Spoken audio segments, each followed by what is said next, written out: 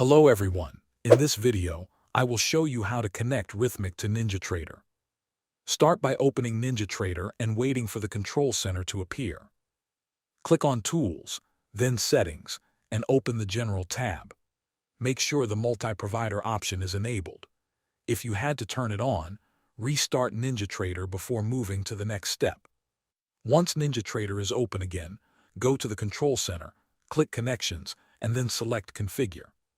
In the Available Connections list, find Rithmic for NinjaTrader brokerage and double-click it to add it to the Configured section.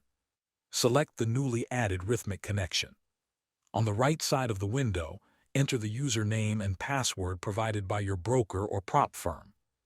Be sure to enter the details exactly as they were given. Next, find the System drop-down menu. Select the Rithmic server recommended by your broker or prop firm. If the recommended server is not available, choose the Rithmic paper trading system that is closest to your location. After entering all the required information, click Apply or OK to save your settings. To connect, return to the control center, click Connections, and select your newly configured Rithmic connection.